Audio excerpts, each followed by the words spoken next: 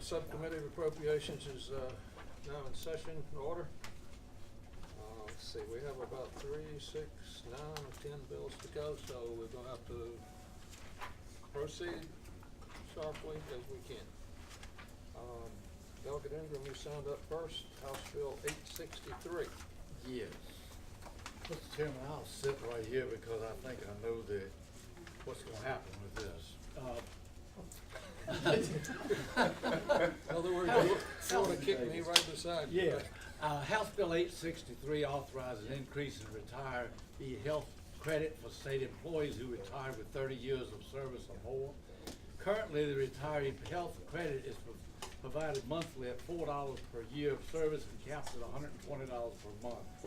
The provisions of House Bill 863 would allow the $120 amount for employees who had at least 30 years of service and reached the cap to have their benefit adjusted for inflation based on the cost of living increase. Adjustment provided for the VRS retirement benefits is calculated under the provisions of Plan 2. And Mr. Chairman, I'll be glad to try to answer any questions. But the impact of the bill is $2,894,000 a year. Okay, and that's over time. That increase gets a little larger, right? I mean, especially from the VRS perspective. Mr. Jordan. Mr. Chairman, can I speak to the bill?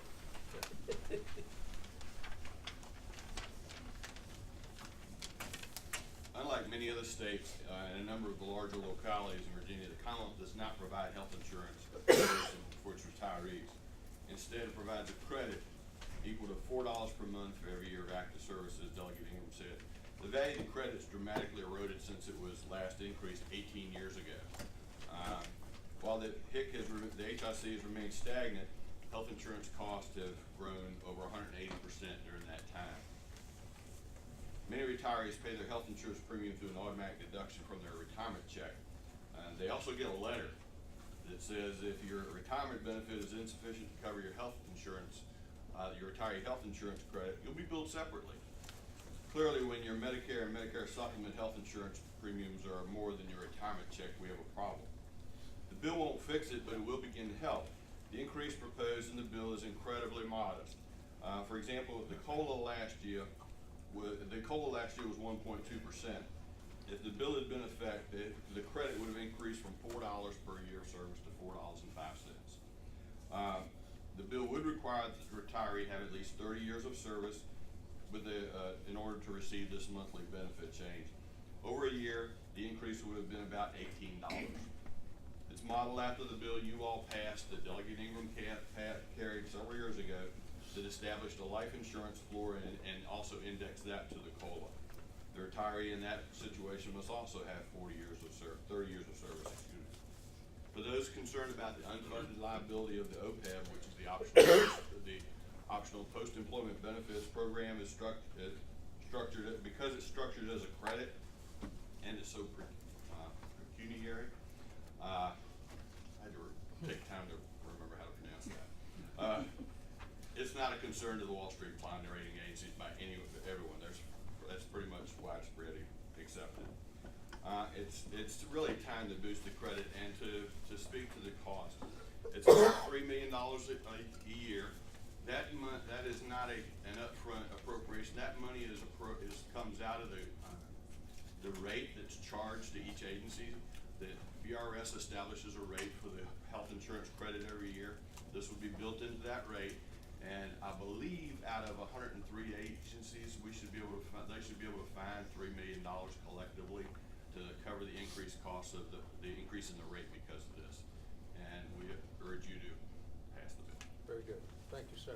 Anyone else? Mr. Chairman.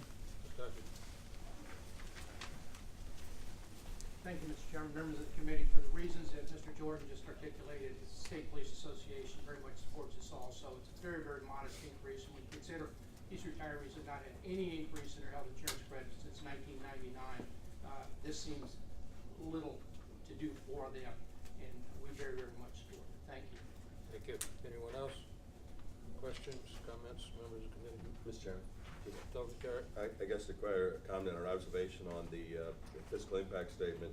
As of June 30th of 2017, the state health insurance the program had $990 million in accrued liabilities and only $79 million in assets, with a funded status of 8%. So I presume this would make that number even worse, Michael? That is correct. Okay. Absolutely. Mr. Chairman, I have a motion, sir, at the proper time. Anybody else? State your motion. Mr. Chairman, I would move that we gently, in deference to Delegate Ingram, lay this bill on the table, sir. Second. Have a motion and a second to gently lay this bill on the table. Those in favor will vote on the electronic board.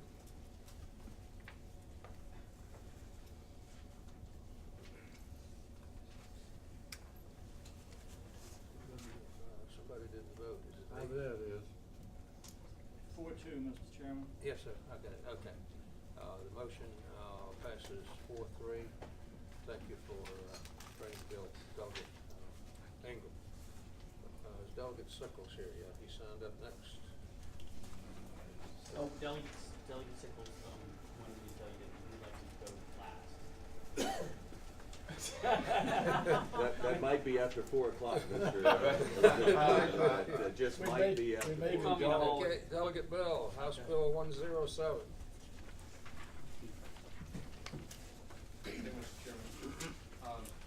Verifying the clerk, do you have the substitute? It's passed out. Yes, the substitute is passed out. There was a substitute that was proposed for the Commerce and Labor Committee, and they were supposed to adopt it, but they didn't. But it's before y'all, and you have copies of it. Mr. Chairman? Yes. To sort of move this along, Delegate Bell, can you just explain to us what the difference is? Because we've all reviewed sort of the original. If you could just tell us what the difference is, Mr. Chairman, with your forbearance, sir, of what this substitute would do relative to what we've already reviewed, sir. Absolutely, Mr. Chairman. This is a big change from the substitute, and actually was incorrectly done originally. That's what the substitute corrects. The original bill that was incorrectly done gave the presumption of disability, which is the same we give to all other 14 peace officers in Virginia, to correctional officers. It's fairly expensive to do that, with some of the diseases, heart disease, et cetera, being a fairly expensive coverage. What the substitute does is only provides coverage, the presumption for infectious diseases, which is much less expensive. So it dramatically decreases the fiscal impact of this bill. And also, since officers are exposed to HIV-infected prisoners, as well as MRSA, hepatitis C, it would provide a meaningful protection and hopefully help with the attrition rate. Mr. Chairman, We need to get the substitute on the table. move adoption substitute, sir.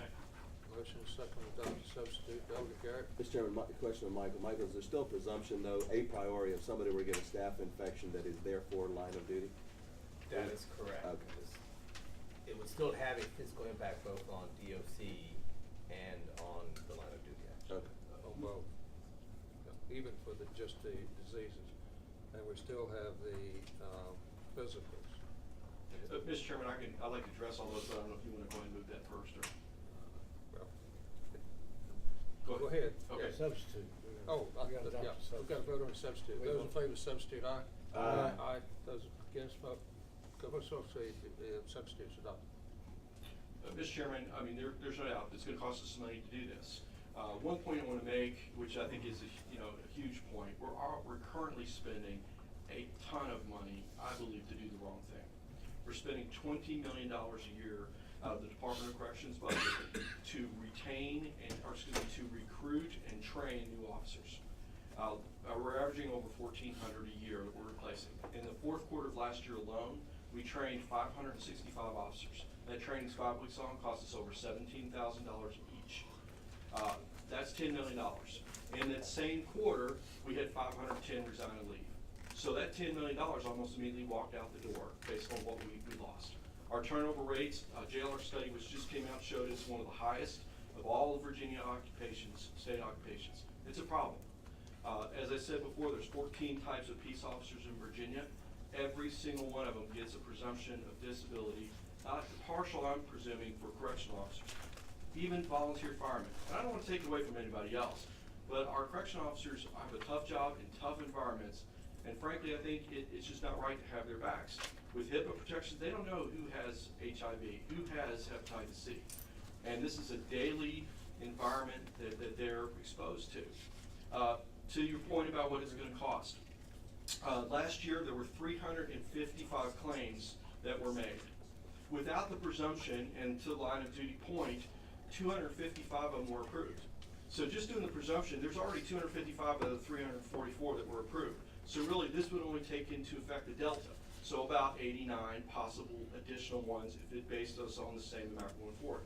These claims are average $1,687 each. So if we were to have, assuming every single one got approved, which I doubt it would, that's $150,000. The cost of the physical, currently we do a limited physical for each correctional officer. Cost is $60.50 for the physical. What we don't do is the baseline blood testing, which would need to be done to see if an officer has HIV or hepatitis C when they joined. If we added those based on cost, it would cost us about an additional $280 per physical. Now that adds up to $476,000 a year based on if we continue to replace 1,400 officers a year like we're doing now. There also is a question, what do we do about our existing officers? There's a variety of options. You could either go back and test them all, and that would be about a $2 million bill if you did that. Give them all the baseline physical. Or we could grandfather them in, which I would recommend we do. Because frankly, they could have had exposure in the job already. We don't know if they did or not. Plus it would be a $2 million expenditure we wouldn't need to take. But the bottom line is, if we look at our total operating costs now, we're spending $37 million a year. We're spending $20 million on recruiting and retaining. We're spending money to operate a constant revolving door of officers. We're also spending $12 million a year on overtime. So our facilities are being tasked, our existing officers are working an extreme amount of overtime just to keep the basic operations going. So instead of spending all that money on recruiting and training and overtime, I'd like to shift it to spending some money on treating the officers better and frankly lowering the amount of turnover we have. The last point I'll make is if we look at our correctional officers, last year we did the right thing by our state troopers. They needed a raise. They needed an increase in their starting salary. Today, when we're trying to recruit our correctional officers, often they're at the recruiting booth next door to our state troopers. If you're a state trooper, you get a full disability presumption, not just the infectious disease, but the full. And the starting salary is $43,000. Starting salary for correctional officers, $30,000, without the presumption. Mr. Chairman. Okay. Doug, I hate, you're doing great, sir, and you've got a fantastic grasp of this, but I'm missing some, my sense is your predicate is we're not able to retain folks because since we don't have the presumption that these infectious disease, which they could get in the line of duty, are not present. But that strikes me that this bill isn't the way to accomplish your predicate. In fact, if we're trying to recruit and retain folks, granting them simply the presumption that during the line of duty, not when they come to work, they're gonna have hepatitis or HIV or whatever. It strikes me that I'm not so sure your bill's gonna accomplish what you're really trying to accomplish if, by your statement, sir, that you're trying to address recruitment and retention issues rather than addressing line of duty. And the General Assembly has worked pretty darn hard on the Line of Duty Act and those issues. I know the chairman has taken it as a personal mission over the last number of years to work on that, sir. Mr. Chairman, what I would say that, look, I'm not going to say this is solve this whole problem. I think this is a small step to solve it. And per the JLR study, which just came out, it basically says, hey, you can't solve this just through salary. And frankly, there's some of the competing jobs, and I think we have to look at who we're losing our correctional officers to. We're losing them to federal prisons, we're losing them to regional jails. And matter of fact, I've tracked each one of our correctional facilities. By the way, I have none in my district. This is not an issue for my district. This is an issue I just think where we have a tremendous wrong. And I've looked at where we're losing them, and we're losing them to those regional jails. And they get the full presumption and they go there and they make a pay raise. So this is one of the factors that's leading to basically, I believe, the honor and the respect shown to officers. But I agree with you. This is only part of a multifaceted approach. And per the JLR study just came out, it says we need to do many things, not just money. Thank you, Mr. Chairman. Thank you. Go ahead. I can buy your argument on attrition due to salary and other things, but having this benefit, not having it causing the attrition, I have some issues with that. But anyway, any more questions from the committee? Anyone here like to speak on the bill? Yes, sir. Please identify yourself.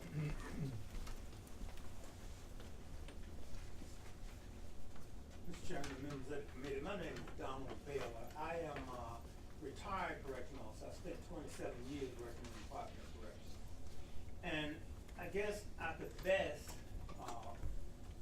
give support to the delegate's position here by giving you an example.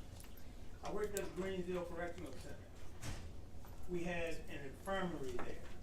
We were housing people with all kinds of infectious diseases, everything from bloodborne to airborne pathogenic. We had 2 offenders there at the time that had tuberculosis. They had facilities across the state that were equipped and prepared to house these people. For instance, they had an air suction system on the top of the building that when a door opened, it took all the fresh air, it took all the old air out and brought fresh air in the room so no air escaped the room. Greensville didn't have that at the time we opened. We had 3 officers that worked in that infirmary that contracted tuberculosis. When they went to see about workers' comp, they were told that you could have got tuberculosis walking across the street. That is an environment that puts these people under a lot of mental stress and pressure when they're working with people with these diseases every single day. And if they, in turn, become infected with this disease, they, unlike most other uniform public safety groups, are not covered. Thank you, sir. Appreciate you coming and your comments today. Delegate Bell, did you put in a budget amendment for this bill? I did not, and sir, that was intentionally done, because my belief is this can be absorbed from that agency, who's already spending, again, $37 million. And frankly, and I've talked with the agency, I've talked with the director, and had 3 people from the agency today. I believe that this agency can absorb this cost, because again, we're only talking about 89 claims on average at $1,687 each, because they're already paying the $255 that people were able to get approved without the presumption. Okay, final comment to you. This affects the line of duty thing too. It's got an impact into the line of duty. So we recently made a significant effort to improve and reform the Line of Duty Act. And from that aspect, this is asking to tweak it real soon after we started the reform. That's just something to think about. Okay, thank you for coming. Okay. Mr. Chairman, I have a motion at the appropriate time. Delegate Garrett. Not wishing to squelch at all, Delegate Bell, your interest in this area and at all your knowledge base in this area, and I'll encourage you to continue to have those conversations. But for today, I would say that I would move, Mr. Chairman, that we gently lay this bill on the table, sir. Have a motion to lay the bill on the table. Blackman second. No, Yeah. second. Oh, you second, okay, fine. Those in favor of the motion, aye? Now you gotta, Now we gotta vote over here. Okay. Delegate Bell, the vote is 4-2 to lay the bill on. Thank you, Mr. Gently on the Chairman. table. Appreciate your work on it. Okay. I will keep fighting. Yes, Thank you, sir. Okay, let's see, yes, let's see. Simple, shut up. Yes, to go last. Okay, Delegate Reed? Yes.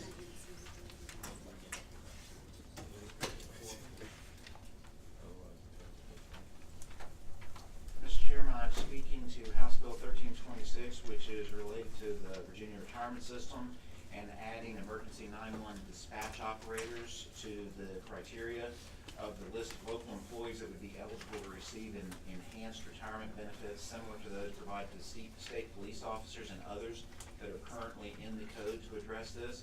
There has been a fiscal impact statement that is done that identifies that this would be at a cost of about $107,000. And the purpose behind this is that we really do have to recognize, and I was just talking to someone in my office, that the 911 dispatchers are really the first of the first responders. They're the ones who actually get the calls first. And there are anecdotal stories, even from Loudoun County, where just within a 2-week time period, there was an individual who was a 911 operator who received 2 phone calls about 2 different small children that had died in the area. And those type of things have a post-traumatic stress type of problem with those individuals. And this is an opportunity for us to be able to add them to this class of individuals so that they can have enhanced benefits and recognize the work that they do, because they really are the ones who are the first ones who receive those calls, and we need to be able to address their concerns and their retirement benefits. Very well. Questions from the committee at this time? And I believe that there are maybe a couple people here to speak on behalf of this, Mr. Okay, Chairman. if you'd step up and to the, please.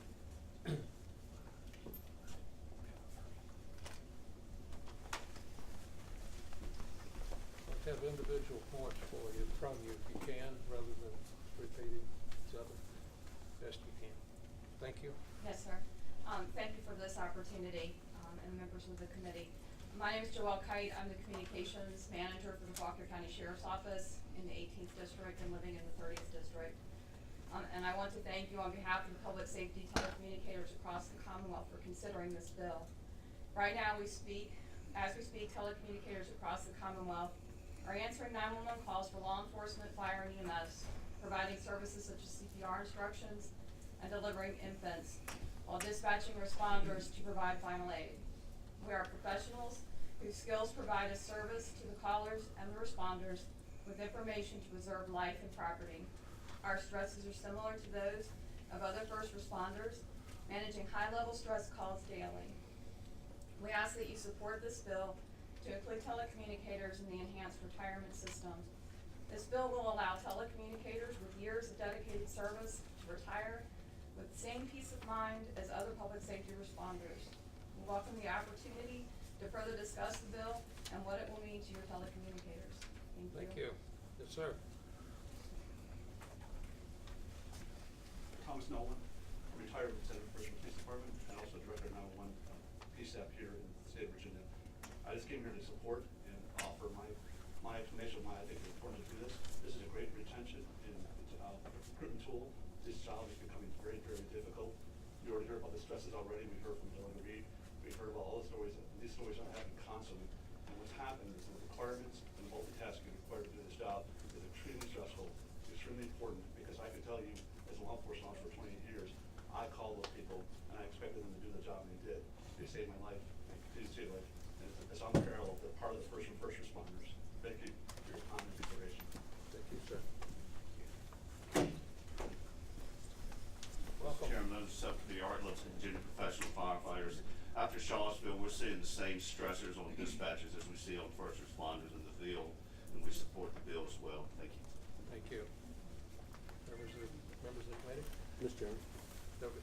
So, Delegate Reed, I'm noticing here in the fiscal impact statement, it says that this bill would provide localities with the option to provide enhanced hazardous duty coverage to E911 dispatchers. Certainly we all get beat up because our localities say we have lots of unfunded mandates that come from us. And it goes on to say that it's sort of indeterminate. It's difficult to anticipate the number of members who could be eligible because they just simply don't know how many folks, they're not all, we don't have that data at the state level. Do you have any specific data on what the fiscal impact to our localities would be? Because I'm certainly going to hear that back home. No, sir, I do not. Okay. Thank you, Mr. Chairman. Delegate, did you have any input from VACO or VML? I do not think so. Okay. Are you aware that traditionally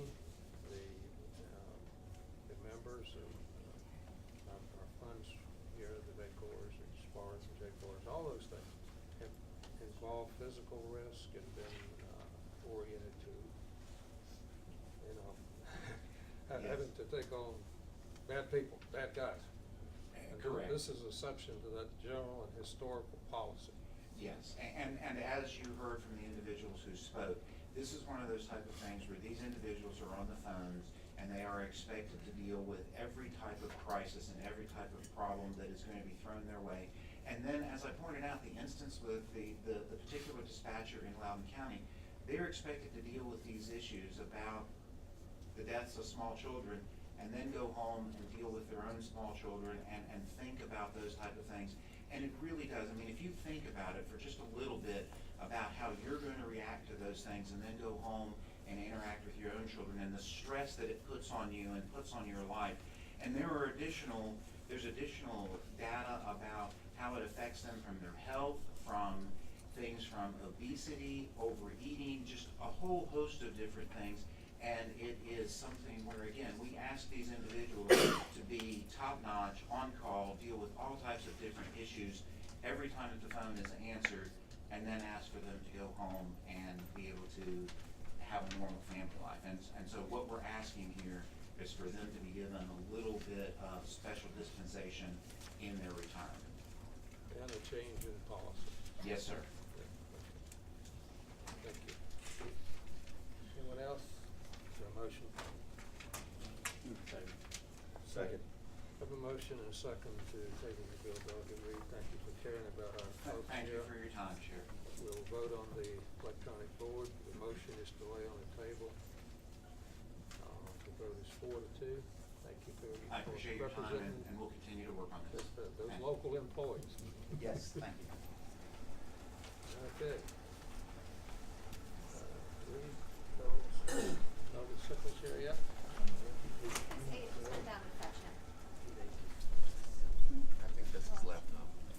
You don't. You wanna do, Delegate Yancey's bills he requested? Yeah, we can do those. Delegate Yancey requested that House Bill 331 be carried over till next year. Move that House Bill 331 be carried over. And I guess. Second? Second. Second to carry over HB 331. Those in favor, aye. Aye. Those opposed, nay. And House Bill Same on 332. He asked to, Where'd you move it? I folded it in here. PBI. We're okay to PBI, House Bill 332. Move pass by indefinitely House Bill 332. Second. Second, I have a motion to pass by 332 indefinitely. We got a vote on the electronic board. Okay, and that's approved, and we're down to Delegate Sickles. You go with the Notifying you, Mr. Chairman. We sent him another, Okay. And we send Delegate Hugo a notice, Hugo as well? Okay, is he sent your meeting? I'm running back. Okay, we'll recess for 2 or 3 minutes, or be at ease for a couple of minutes.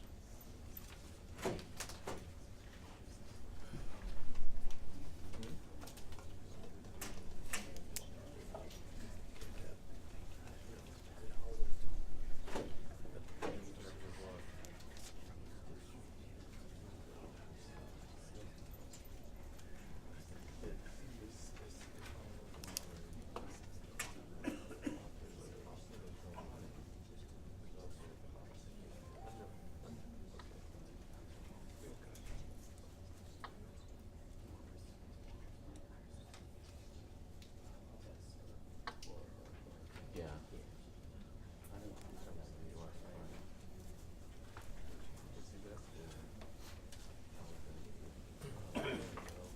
Can somebody try to find, are we trying to find Sickles? They've got calls. Yeah, I just texted him. What about,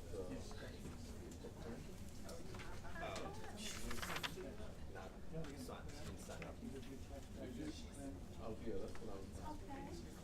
yeah. Yeah, she can do it automatically. This is sort of opposite the problem we usually have.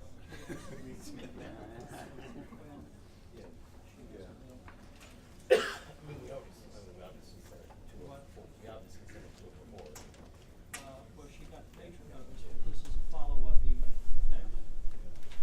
Oh, excuse me, I'm sorry. Sorry, Chuck. You gotta go.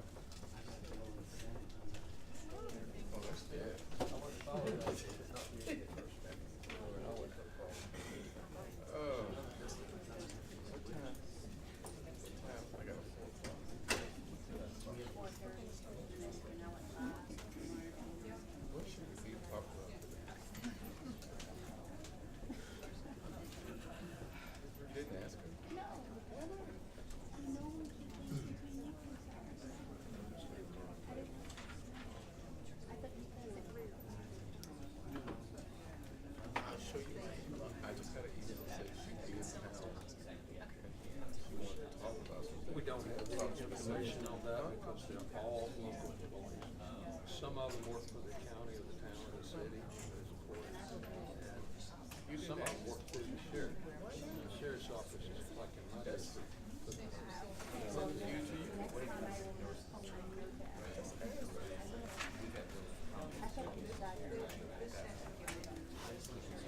You know, the only thing we talked about was the, base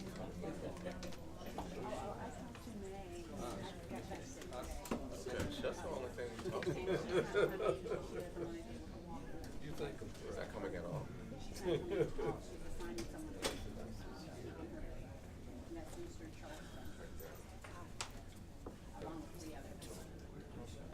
When is it coming? Oh, yeah, right. There he is, here he is. Now I don't have my number.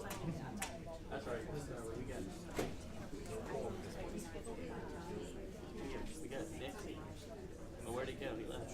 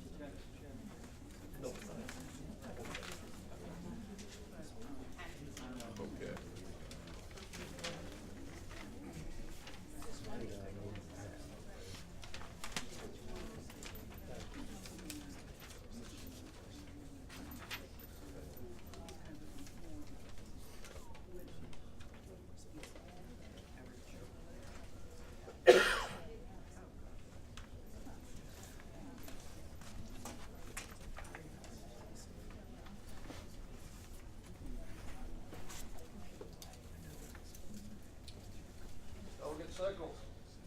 Yes, sir, Mr. Chairman. What we got? Okay. You tell us. Usually, it's still on the table. I'm here. I'm supposed to use this podium? Yes. So, I'm here with another good bipartisan bill. That's all you have. That's all I you. have. That's the kind of person I am. And I'm gonna, pass around, just to everybody reminder, this is not to be sworn out in any way, but this is the Speaker of the House, press release when he established the family and medical leave policy for the House delegates. Right. So, Mr. Chairman, members of the committee, that's what this bill does. It's for our state employees. It just covers our state employees, and it gives our state employees the same exact benefits that we have given ourselves here in this body. And I want to start by commending the Speaker for starting this process, and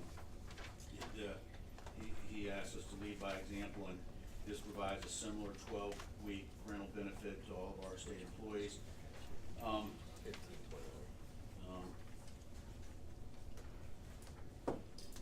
It also expands it in a way to cover family emergencies as well. It expands supplemental family leave, and then you have a substitute before you, or you should have a substitute. Michael, Yes, sir. substitute. It's on the table. Yeah, the substitute has been worked over by DHRM, and it's also supported and has been checked out legally from the Attorney General's office.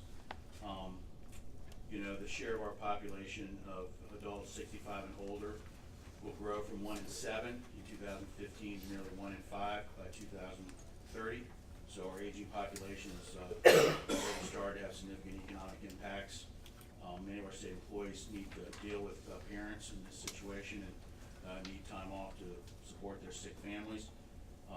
So this bill allows, I believe, 30 days for medical leave in addition to the leave when you have a birth or adoption in your family to spend time with your new family member. So I think that's really sums up what the bill does. You could, there's not that much text in the amendment in nature of a substitute. Most of it's Okay. definitional, but Do we have, you're describing the substitute. I am, yes, sir. Move the substitute. Second. Have a motion, a second to, move the substitute. Those in favor, aye. Aye. Those opposed, nay. Substitute's on the table for consideration. Questions by the, members of the committee first. So this is, I'll just repeat what I said a minute ago, just for clarity. I believe the policy for us is just for the parental leave. This adds the medical as well. So if you wanted to be consistent with what we've just given ourselves, we could take that other part out, but I think it's good policy for what I meant, for the reason I mentioned earlier, the changing demographics and just medical emergencies that require people to take care of their family and to still have some income while the emergency's ongoing. Delegate Secretary. Yes, sir. You do agree that the speaker's announcement just covered families? I do. I said, I tried to say that a I minute just ago. wanted to make sure you, Just- I read the announcement. Just covered the families and not the births. I Well, thought that was just the no, opposite. first, but it applied only to House of Delegates. Exactly. That's what this bill is for, to make sure that we are doing the same thing for all of our state employees It's that extension. we are doing for ourselves here in the House. That's, we're the policy making, and that's exactly the purpose of the bill, Mr. Chairman. Right, I understand. Okay. Everyone understand the bill? Do you have anybody who would like to speak to the bill? Madam HR, Virginia HR. Yes, hi, I'm Sarah Wilson. I'm the agency head for Virginia Department of Human Resource Management, and the administration strongly supports the amendment. Sarah? Yes, Mr. Chairman. The fiscal impact says it's indeterminate. Is there any idea or general idea how much this would cost? The challenge is there are two different issues. One is the impact on the budget. And the budget, since the salary's already in the budget, only if you work overtime would it have, like a 24/7 institution, would you might have to pay overtime. That would be an increase in cost. What you have is a loss of opportunity. And I have no idea on the family leave portion, what the impact would be. We did have last year we had 2,000 babies or children that were under 1 added to our health care plan. So that would have an impact to say 2,000 parents. So you would figure out, because we don't know what their salaries are, I mean, we would figure an average salary to figure out lost opportunity, but impact to the budget, we don't know. Parents change each year and you don't know what jobs they're in and where they're located. But the best guesstimate I could say is we had on average 2,000 last year. Mr. Chairman, question. So, what happens now with sick leave, for example? Is it all, it's not all used, right? What happens to the sick leave? If you were in VRS, and we have VRS here on the sickness and disability, you get 5 days of family and personal leave. And you get that each year, right, Trish? So you get that each year. Can you carry over, Sarah? Sorry. That's new each year, it's a reload each year. Can you Now, if carry you're over? in- Can you no, carry over? No. Okay. Correct. With the exception of people who are in the pre. I'm sorry. That's traditional, I'm You saying guys speak up. VSDP. Hold on. In The VSDP, question- it does not roll over, but in the traditional sick leave, it does. And the number of people in the traditional sick leave is declining over time, and more people are in the VSDP plan. So the VSDP, 5 days on that does not roll over. Traditional sick leave, it does. How about the short-term disability? No? You wanna speak to Sure. VSDP? Okay. Sure.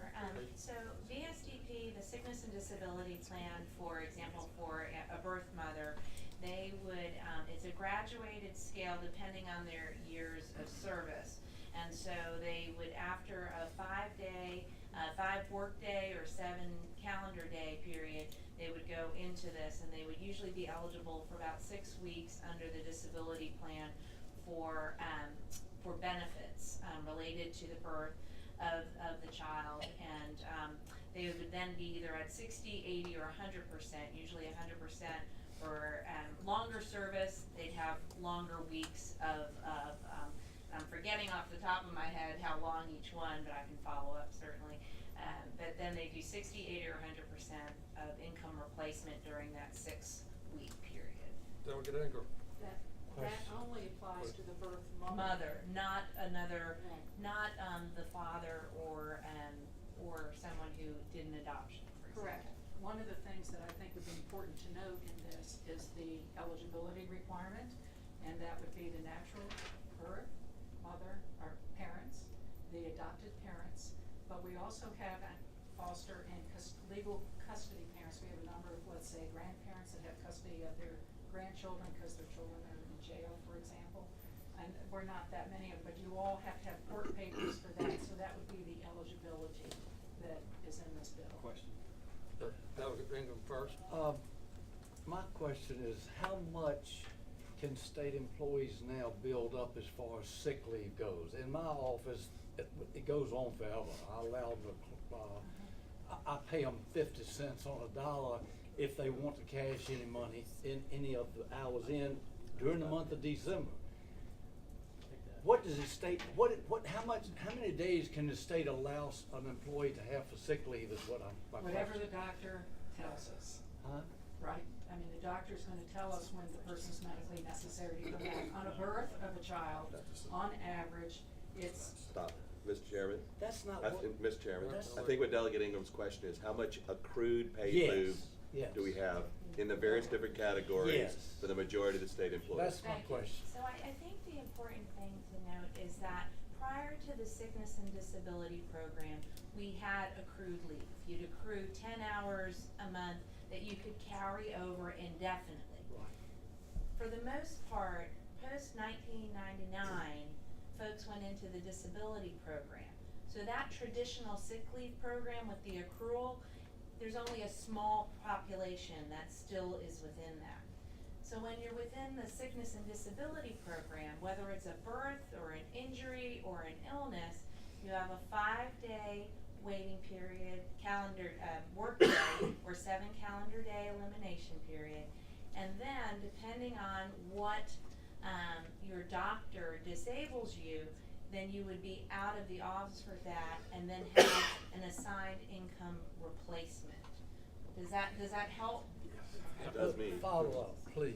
Delegate Ingram. What I'm trying to do in my mind though, if I'm a state employee, okay, and I'm working 8 hours a day, okay, and I get sick, okay, and I'm sick for a week, okay, or 5 days. Does the state, I thought the state had a program where you did acquire sick leave days and you got paid for your sick leave. Am I wrong? that is what we're trying to explain, the Virginia Sickness and Disability Program, and those are after a certain period of time. What is it, 1999? What year did that come in 1999? So the population in the sickness and disability program is expanding. While those in the traditional leave, those that didn't roll over, that number is diminishing. So those people can roll over. These people have a prescribed amount that they can take, and it's an income replacement program only. You're gonna keep your job and you're gonna get replacement income. Does that help? Follow up, Mr. Chairman.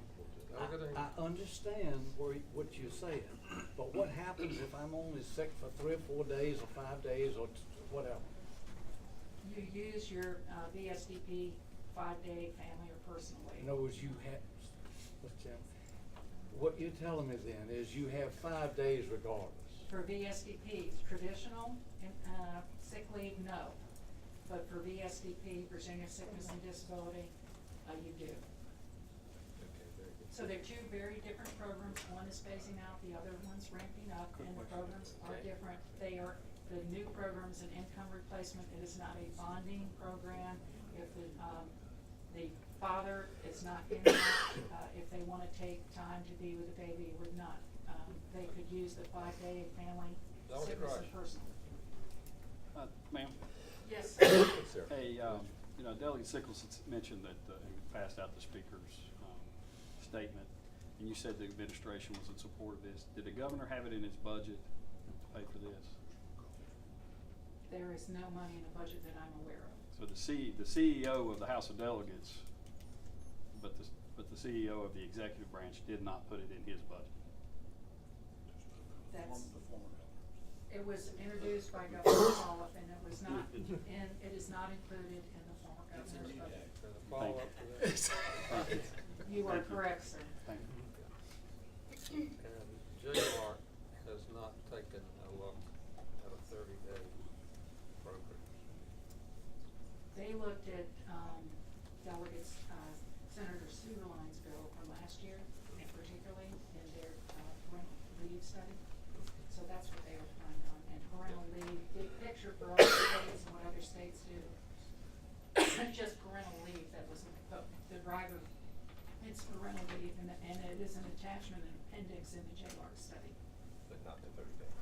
Not the 30-day, it was parental leave is what they looked at. Right, so it really hasn't Not been the through family. that. He's got two It's like parts. this 30-day proposal has not gone through that J-Lark. The 30-day has not, but this, other part has, the 12. That's my point. One quick final question, no more. Let's say So that, glad I came. that's the question I wanna ask. Let's say that state employee, is gonna have a baby. Mhm. What happens? I mean, They do have they a get baby? paid for that? We're getting pregnant. So, Just use Mr. Chairman, personnel. Mr. Chairman, because the time is gonna be short, let me rephrase Delegate Ingram's question. If I misspeak, let me give you the scenario. Expectant mom and husband are both analysts in a critical function for a state agency. They're now gonna apply and get 12 weeks of, each one of them is gonna get 12 weeks off. Doesn't say it has to be concurrently, so we're gonna miss at least 12 weeks of both critical function and potentially 24 weeks if they were to stagger that time. I think the delegate's question is, number one, this intents or purports in an indeterminate fashion how many folks are gonna be. We think it's 2,000 last year, it was 2,000 last year. And I think part of his question is, What happens? are we not gonna then have an additional fiscal impact that Michael had asked to pay for folks that are gonna provide those two critical functionalities during that time period as well? Or are we just gonna say their functionalities don't happen for that 12 weeks? It depends on the function. In my agency, we would not replace them. So, If you were. Mr. Chairman, not to interrupt, but my predicate was that these are critical, say, analysts in a function. Because it's so hard to replace people in very, design jobs, I mean, it's very hard, they don't have the skill set. Where you would need to replace it is any role where you have to have a ratio of employee to patient or employee to prisoner or someplace like that. That would be a 24/7 institution, let's say, and you would have to, you might have to pay overtime. Final question, how are you gonna administrate this program? Do you have a plan? Pardon me? How are you gonna administer? Yeah. The Do I have a question is, plan? do you have a plan and a scheme and people and money to administrate this? It would be, we would write the policy and download it to agencies, and it would be decentralized, just like every other agency. It would have to be coded into the system as permissive. Okay. So we'd have to build a field into our leave system. Okay, we need to move along, I think we. Mr. Chairman, one final question. What happens right now? Let's say that someone goes out right now and they have a baby. What happens now with the state? Right now, if you're a mom, a natural mom, and you use VSDP, for most people, that new hires are gonna be using the Virginia Sickness and Disability Program income replacement. And if you're the parent, any other parent, you could be on the VSDP 5 days or use your annual leave. There are other buckets that you, any leave that you had available that this could fit under your personal leave or whatever you may draw upon. The only other thing on, not to overcomplicate, but for birth or adoption of a child falls under FEMLA, and so they have the ability to take 12 weeks of unpaid leave. So, so right now, that's available, and that's under federal. Okay, we need to move along. Delegate Sickles, you have a final statement? One of the purposes of this is if you're a person of our means, we could probably take the benefit, the federal benefit that's allowed everybody and not before you get paid, but our state employees don't make as much money as most of us do, and they can't do that. So that's a matter of equity. And so we wanna make it equal. So we pay less than other people, and our benefit package is critical to keeping employees here, retaining our employees and recruiting employees. And my father was a government employee, and whole my life I heard that you make less money, but you have better benefits, and I think that this would be part of a package they do not have now. So they do not have to use their 5 days of sick leave, do not have to take unpaid leave, and do not have to use their vacation for this purpose. And we're doing it for ourselves. Now, if you wanted to amend this thing so it's just like the House Delegates policy, that would be fine with me, and we didn't use the 30 days on top of it. What I'm asking today is to give everybody, all these state employees that are in here, the same benefit that we've given ourselves. Okay, thank you, sir. I know you're short on time. I agree with Delegate You don't have anything new. I think it's kind No, of been sir, here, you're right? good. Okay. Okay. I want to see if the old J-Lark had them take a look at that 30-day thing, because that's new, but that's going to help it. Mr. Chairman, I have a motion. Yes. Mr. Chairman, and I appreciate Delegate Sickles. It sounds like we all need, and I can only speak for myself, I need more education in this space. There's a lot of moving parts, but at the end of the day, I gotta have a number to put into the budget, and we work through that matrix, and because I have a constitutional, we both know, because you sit in the same seat I do, sir, to have a balanced budget, and it's just too indeterminate for me what that number is. So for those reasons, Mr. Chairman, I would move that we gently lay this measure on the table, House Bill 1529. Let's have a motion and second to gently lay the bill on the table. Those in favor of the motion will vote on the board. Thank you for your time and attention. Thank you. Delegate Sickles, you have a second bill. I do? Oh, that bill, I just strike it. Move to strike. Second. Moving second to strike, the second bill, which is 1267. Okay. Thank you, Delegate Sickles. Vote on that. Okay. Yeah, you have to vote on. We have to vote on that strike. It's fine. Delegate Hugo or McQuinn here. Thank you. Okay, the bill is stricken from the docket. Her LA is.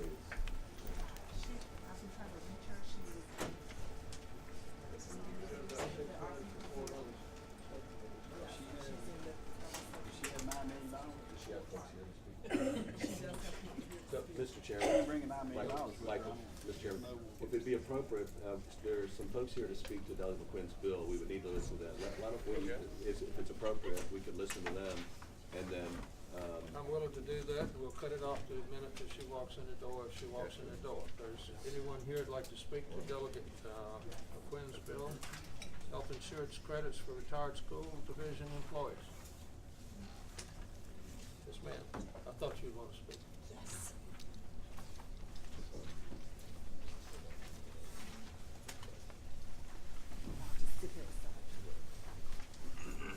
Bonnie Atwood from the Virginia Retired Teachers Association. We support this bill. I think you know what it does. We've heard this bill before, and I think you've Heard spoken it before, I've spoken so before. I will Kind of not be just long. give us a highlight I'll of just what- give a highlight. Does it cost money? Yes, it costs money. I think it would be well worth it for our school personnel who are not teachers to get this health insurance credit. I've researched hundreds of stories. In the interest of time, I'm only going to give one.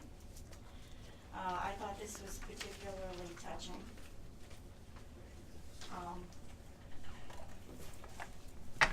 This is a quote a woman gave me about the many non managers who help out in so many ways at our public schools. They're the lowest paid employees, and they need health insurance credit just like the teachers get. This is the quote. "I have such great memories of Mr. Moody. He was a custodian at Taylor Elementary in the 80s. He sat in the cafeteria at lunch and always opened our thermoses for us." I kind of teared up at that. We've talked about this bill for so long, and I think its time has come. I urge you to pass it. I do have a colleague here, if you would like to speak, Becky. I'll just say that this is a question of fairness for all those Ma'am, up here. janitors and whatnot who serve in the schools and work hard every single day, and yet when they retire, they do not get the benefit of the tax credit. So, one of the examples that I was given is that the janitor in the, police office across the street gets the benefit.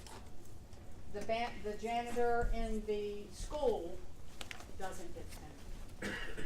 And that doesn't work. If you've ever been in a public school, you know that the janitor does a lot of work other than pushing a broom. Thank you for your consideration. Thank you for me. Anybody else? Thank you, Bob. Mr. Chairman, members of the committee, Jay Dack with the Virginia Education Association. These are employees that made very little while they were working. And this would just be an equitable situation for them with other state employees. So we really would like to see this bill pass. Thank you. Yes, sir. Mr. Chairman, my name is John Suswick. I'm speaking for two organizations, my own association, Virginia Professional Educators, and the Virginia Federation of Teachers, AFT. Both our associations support this bill. We see it as an issue of basic equity. The lady who spoke just a moment ago is exactly right. These bus drivers and cafeteria workers have worked very, very hard over a long career, and they deserve some consideration. Thank you very much. Thank you. And the delegates here to present the bill. Delegates, thank you. I started testimony on your bill. I'll fit it in. Thank you, sir. I probably needed something, I just ran over. It is a bill that you've carried several years. Yes, yes, sir. We've heard your story, we've heard your Yes, sir. testimony. Do you have anything new today? I probably don't have anything new, sir. I'm just, it is just, again, House Bill 66, and I think last year or year before last, where's Bonnie? Is she here? She's here, she just got to say. I think it was a recommendation to the speakers. Wasn't this bill recommended to the Speakers Commission? Oh, yes, the Commission on Retirement and Compensation. Yes, yeah.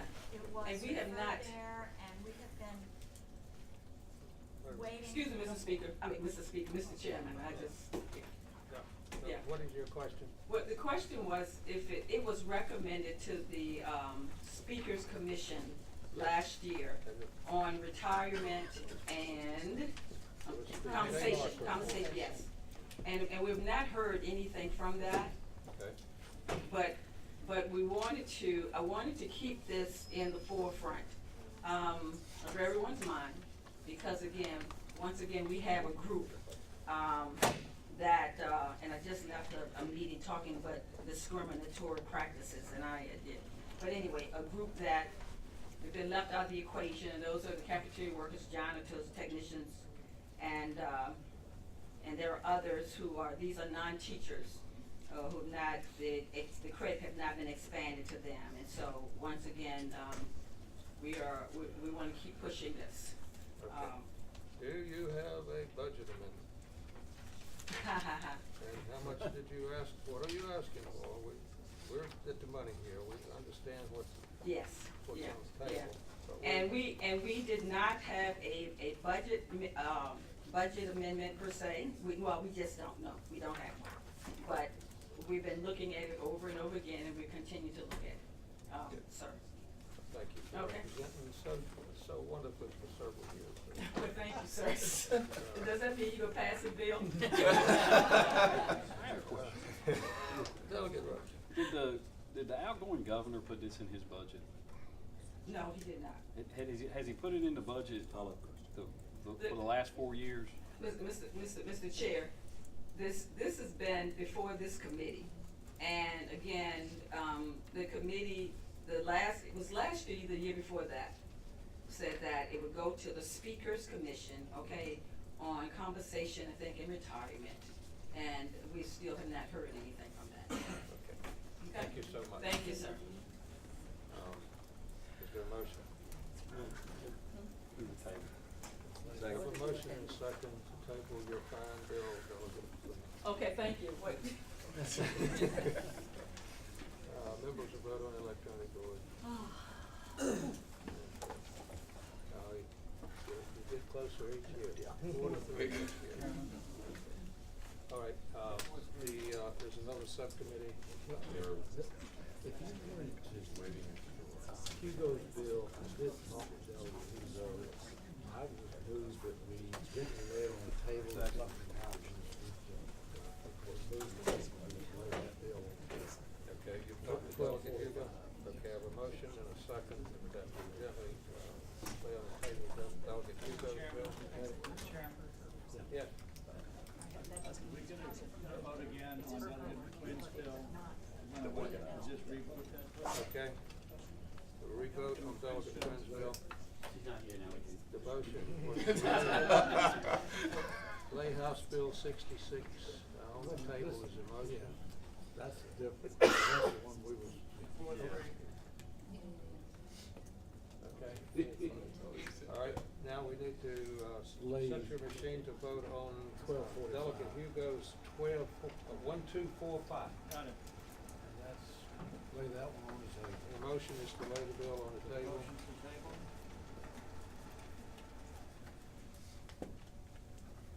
Okay, everybody voted? No. Is there an opportunity? All right, so that completes our agenda for today. There's Thank no you for the hard opportunity to work speak for to all that. the subcommittee members. The committee shall rise.